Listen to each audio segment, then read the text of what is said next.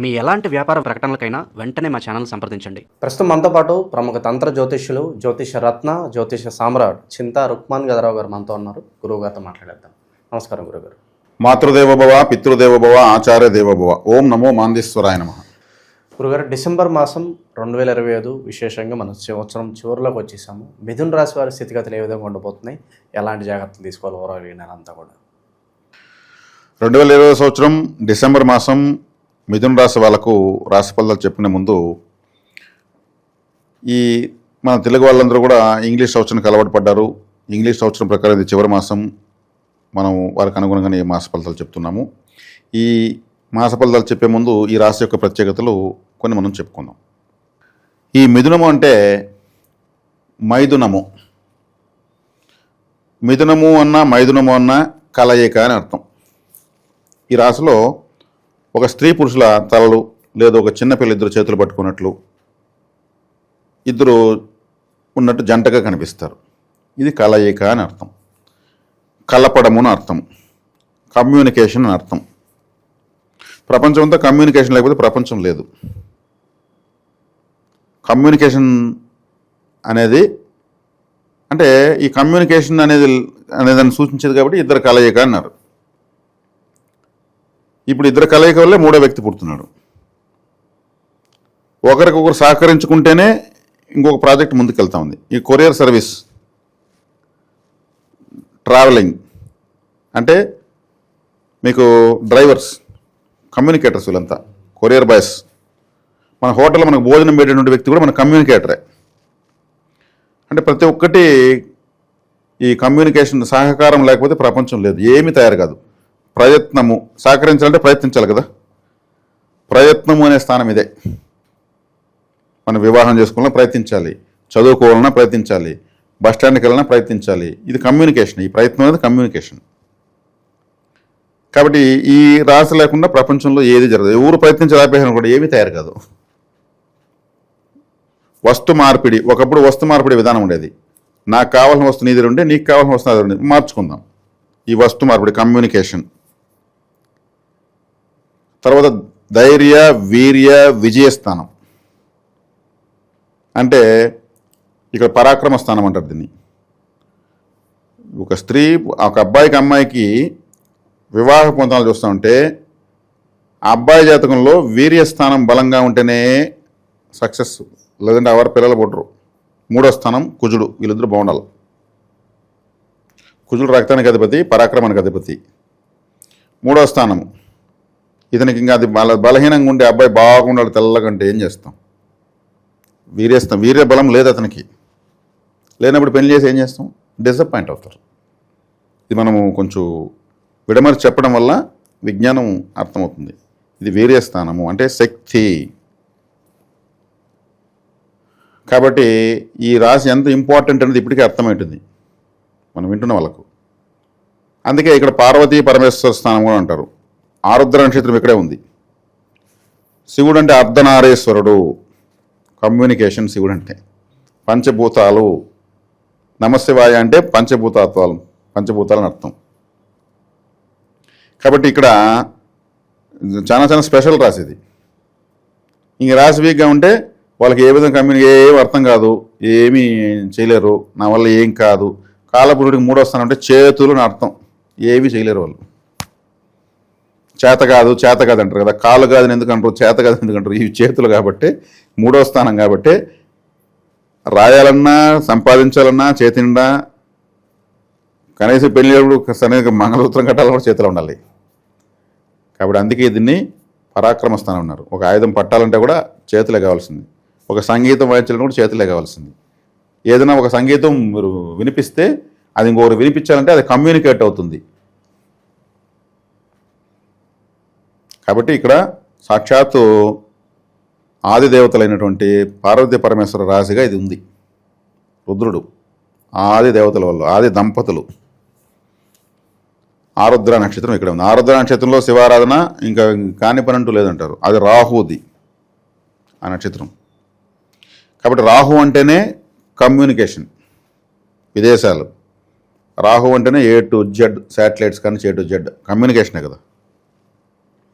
కాబట్టి ఇలా చెప్తా పోతే ఈ రాశి గురించి ఇంక రేపు తెల్లవారి వరకు నేను చెప్తా కావాలంటాయి. అంత పవర్ఫుల్ రాశి మిథున రాశి. 5 కలయిక లేని ఏమీ జరగదు. ఒక పక్షులైనా 2 పక్షులు కలవకపోతే దానికి ఇంకో పక్షి జాతి రాదు. ఉత్పత్తి పునరుత్పత్తి. అందుకు సాక్షాత్ పార్వతీ పరమేశ్వరులు దాన్ని ఆక్రమించారు. లింగోద్భవ సమయం అంటే అర్ధరాత్రి, అంటే పగలకి రాత్రికి మధ్య సమయం అర్ధరాత్రి. లింగోద్భవం పరమేశ్వరుడు ఉద్భవించాడు. ఇలా చెప్తే ఎంత శక్తి ఉందంటే అంత శక్తి ఉంది ఈ రాశిలో. కాబట్టి ఈ రాశి వీళ్ళు పొగడ్తలు బాగా ఇష్టం. అందుకే బోలా శంకరుడు అంటారు శివుని కూడా. ఆయన ఓను పొగడతారు, పూజలు చేస్తారు, ఆయన అన్నీ ఇచ్చేస్తాడు. ఈ రాశి కూడా అంతే. పొగిడితే ఏమని అన్నీ ఇచ్చేస్తారు. ఇంకొకరిని ఆదరించడం వీళ్ళు గొప్ప వాళ్ళు. వీళ్ళు ఈ రాశి వాళ్ళు. వీళ్ళ వల్ల అవుతుంది, మన వల్ల అవుతుంది, మనం సంపాదించుకుందాము, నా వల్ల అవుతుంది, నువ్వు బాగుండి చాలు అంటుంటారు. అంటే వీళ్ళకి ఆ ధైర్యము, ఆ వీర్యము, ఆ విజయస్థానం, విక్రత్వం ఉంటుంది వీళ్ళకు. ఆడవాళ్ళైనా మగవాళ్ళైనా. కొంతమంది కామెంట్స్ పెడుతున్నారు, మీరు చెప్తున్న మగవాళ్ళకైనా ఆడవాళ్ళకి ఏమి అంటున్నారు. ఇది ఆడవాళ్ళైనా మగవాళ్ళైనా నేను చెప్తున్న ప్రతి రాశిలోది ఆడవాళ్ళ రాశుల్లో కూడా ఉంటే అదే స్వభావాలు, మగవాళ్ళ కూడా ఉంటే అదే స్వభావాలు. స్త్రీ పురుషులకు సమానత్వం ఇక్కడ ఫలితాలు ఉంటాయి.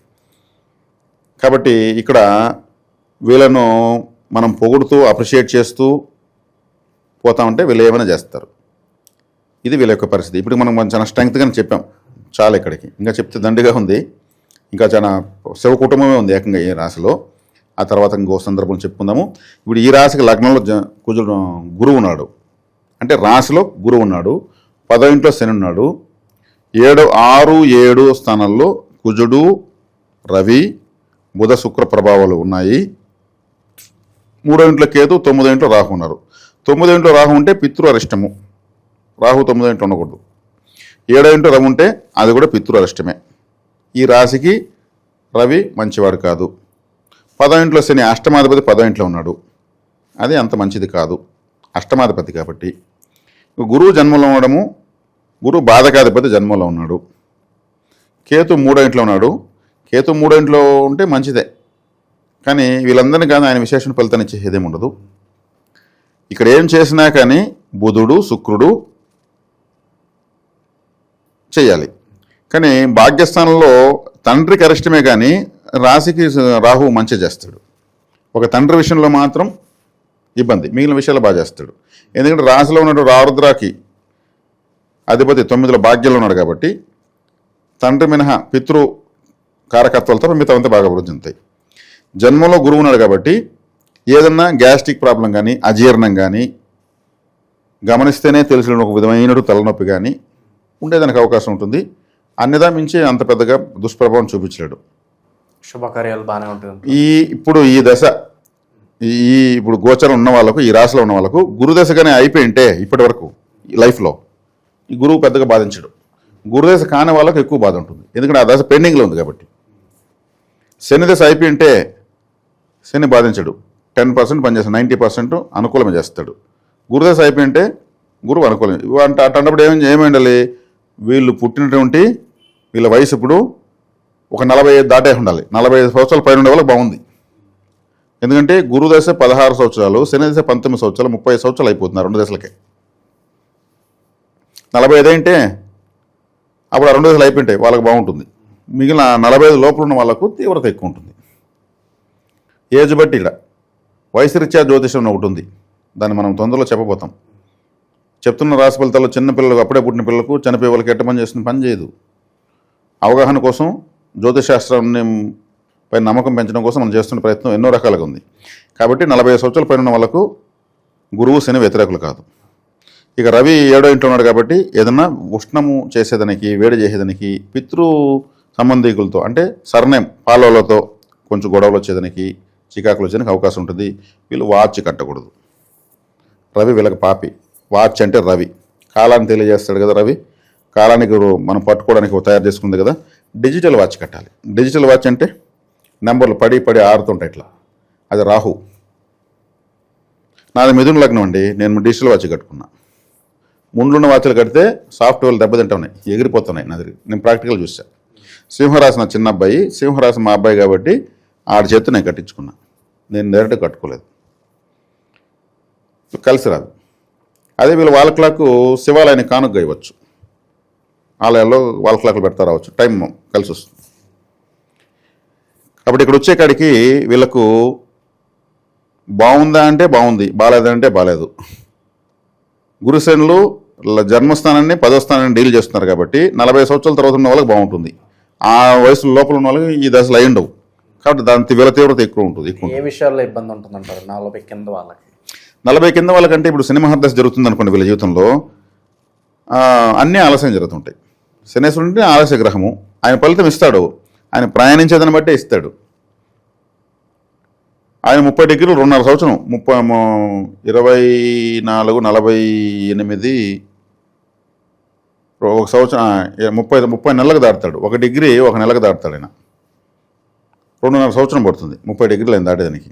కాబట్టి ఆలస్యంగా ఫలితం ఇస్తాడు.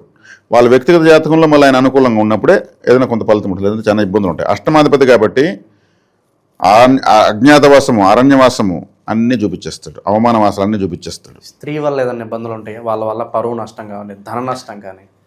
ఇప్పుడు శని మహర్దశ జరుగుతుంటూ ఉంటుంది. శని మహర్దశ వల్ల ఖచ్చితంగా ఉంటుంది. శని దశలో శుక్రభుక్తి వచ్చినప్పుడు ఖచ్చితంగా ఉంటుంది. కావాలని కొంతమంది టార్గెట్ చేసి ఇబ్బంది పెడేస్తారు. ఇప్పుడు సప్తమాధిపతి ఈయనకు బాధకాధిపతి అన్నాడు. ఈ రాశికి సప్తమాధిపతి అంటే భార్య అని అర్థం. అతనే బాధకాధిపతి అన్నాడు గురువు. అతను జన్మలో ఉన్నాడు, అప్పుడు కూడా ఇబ్బంది ఉంటుంది. వాళ్ళు సోదరీలు కావచ్చు, ఎందుకంటే 3వ స్థానం సోదరీలు అని చెప్పాను. ఈ రాశి వాళ్ళకి ఇంకొక గుడ్డు గుర్తు ఏమంటే బ్రదర్స్ అండ్ సిస్టర్స్ విషయంలో వీళ్ళు ఖచ్చితంగా ఇబ్బందులు ఎదుర్కొంటారు. గోచార ఫలితంతో పని లేదు, జన్మ జాతకంతో పని లేదు. ఎగ్జాంపుల్ మన మాజీ ముఖ్యమంత్రి వాళ్ళు జగన్మోహన్ రెడ్డి గారే. ఆయన ఆరుద్ర నక్షత్రం మిథున రాశి. వాళ్ళ సిస్టర్స్ ఆయనకు వ్యతిరేకమే కదా. ఈ రాశి వాళ్ళు ఖచ్చితంగా అంతే రూల్. నాది మిథున లగ్నం అండి, నాది మిథున లగ్నం ఆరుద్ర నక్షత్రం లగ్నం పడింది నాకు. అది సేమ్ పరిస్థితి, దాన్ని అంతా ఫేస్ చేసాం. అలా ఎంతోమంది జాతకాల్లో పరిశీలన ఎక్స్పెరిమెంట్ చేసి చూసాం మేము. 100% తేలింది. మిథున రాశి అన్నా మిథున లగ్నం అన్నా బ్రదర్స్ అండ్ సిస్టర్స్ ఏదో ఒక రకంగా డిస్టర్బెన్స్ వస్తుంది. ఒకవేళ డిస్టర్బెన్స్ రాలేదంటే వాళ్ళు ఈ భూమిపైన అరుదైనటువంటి గొప్ప వ్యక్తులు ఉన్నారు. ఆ కారకత్వాలు అప్లై అయిపోతాయి, ఎనర్జీ పాస్ అయిపోతుంది, రిసీవ్ చేసుకోవాల్సింది. ఇన్వెస్ట్మెంట్స్ పరంగా ఏమైనా జాగ్రత్తలు చెప్తారా వీళ్ళకి ప్రస్తుత కాలంలో? ఇన్వెస్ట్మెంట్లు ప్రస్తుతానికి వద్దండి, కొంచెం ఆచి చూచిపోవడం మంచిది. వీళ్ళు ఇన్వెస్ట్మెంట్లు కావాలంటే పెట్టుకోవడానికి తొందరలో మంచి టైం వస్తుంది, పెట్టుకోవచ్చు. వీళ్ళు ఇతరులకు మోసపోవడం చాలా ఈజీగా అయిపోతారు కాబట్టి మోసపోకుండా ఉండాలి. ఆల్రెడీ ఉద్యోగం చేస్తున్న వాళ్ళు ఏదన్నా వేరే ఆఫర్ వస్తే మారాలా వద్దని ఆలోచిస్తున్నారు. మారచ్చు. అలాగే నిరుద్యోగుల పరిస్థితి ఏంటంటే? మారచ్చు.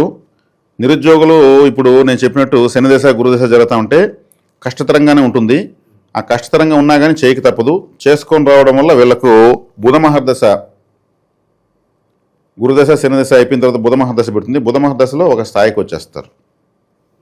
వీళ్ళకంతా పార్ట్ 2 లైఫ్ బాగుంటుంది. మిథున లగ్నంలో మిథున రాశి వాళ్ళకంతా పార్ట్ 2 అంటే 40s తర్వాత సూపర్గా ఉంటుంది, మంచి స్థాయికి వెళ్ళిపోతారు. లైఫ్ టైం విక్టరీ కొడతారంటే మామూలు కొట్టరు వీళ్ళు, చాలా అద్భుతంగా ఉంటుంది. ఎందుకంటే ఎవరికి రానిది ఇంటెలిజెన్స్ సంపాదించేస్తారు. బాధలు పడి పడి పడి పడి పడి పడి ఇంటెలిజెన్స్ సంపాదిస్తారు, తెలివితేటలు. అది వీళ్ళు సంపాదించేటువంటి నికరమైన ఆస్తి. అంటే శని నలిపేస్తాడు, గురువు నలిపేస్తాడు. 35 సంవత్సరాలు వీళ్ళిద్దరూ తినేస్తారు వీళ్ళ జీవితాన్ని. మళ్ళీ బుధుడు వస్తాడు, రాష్ట్రాధిపతి వచ్చినప్పుడు కూడా 4 సంవత్సరాలు యోగించడు. ఆ తర్వాత మళ్ళీ అద్భుతంగా తీసుకెళ్తాడు. మధ్యలో వీళ్ళకి వివాహం మంచి చూసుకొని కాంబినేషన్ చేసుకున్నారంటే భార్య ద్వారా లిఫ్ట్ అయిపోతారు. ఇక ప్రస్తుత కాలం అయితే ఎటువంటి పరిహారాలు దైవారాధనలో ఉంటే బాగుంటుందంటారు? వీళ్ళకు శివారాధన ఎక్కువగా చేయాలి, శివాలయానికి ఎక్కువ వెళ్ళాలి. అరటి పండ్లు బాగా తినచ్చు వీళ్ళు. ఆరుద్ర నక్షత్రం అరటి పండు, బనానా ఎక్కువ తినచ్చు. తేనె, కాఫీ, బ్లాక్ గ్రేప్స్ ఎక్కువ తీసుకోవచ్చు. రాహుకాలం కలిసి వస్తుంది.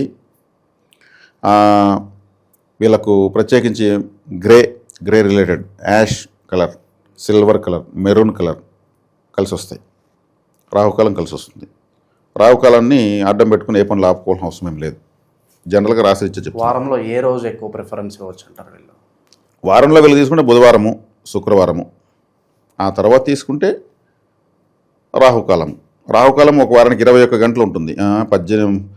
21 గంటలు కాదండి, ఒక రోజుకి 1.5 గంట. రావుకాలము యమగండం కలిపి 21 గంటలు ఉంటుంది. ఒక రోజుకి 1.5 గంట రావుకాలం వీళ్ళకి కలిసి వచ్చే కాలమే. ఓవరాల్గా మిథున రాశి వారి పరిస్థితి ఈ మాసం ఏ విధంగా ఉంటుంది, ఎలాంటి జాగ్రత్తలు తీసుకోవాలి, చాలా బాగా వివరించారు. ధన్యవాదాలు. ధన్యవాదాలు.